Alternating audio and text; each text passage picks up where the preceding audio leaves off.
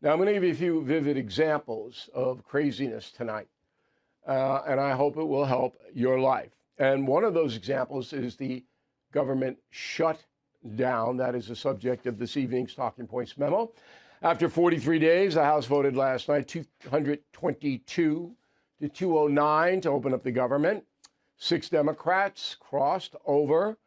Swazi, New York, Perez, Washington, Cuellar, Texas, Davis, North Carolina, Golden, Maine, Gray, California. 2 Republicans defected, Massey of Kentucky, and Stubbe of Florida, Gregory Stubbe.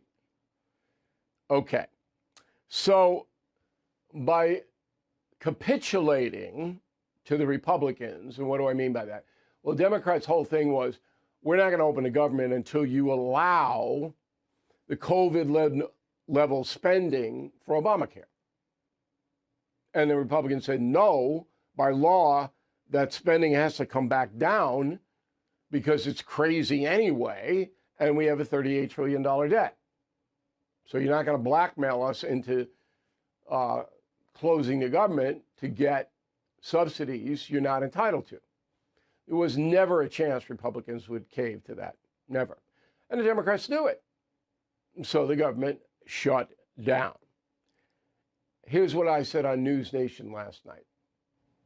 So on the record, I don't care about the complaint. Who cares what they say?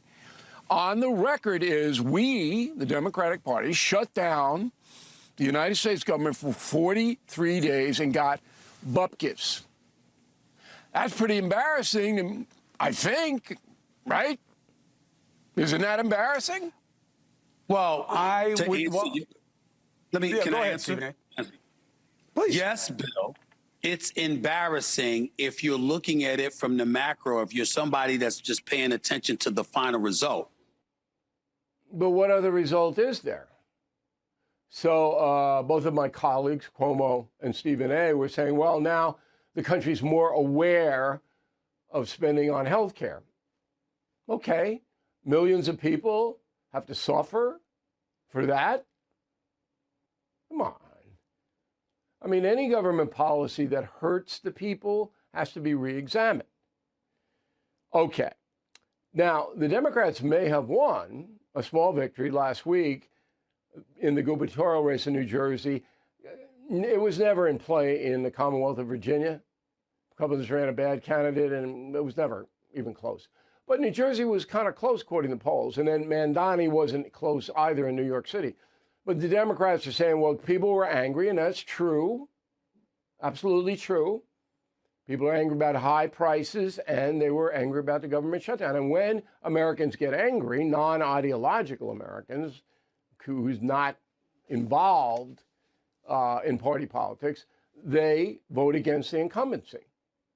John Adams, started with John Adams. People were teed off about Adams, so they elected Jefferson.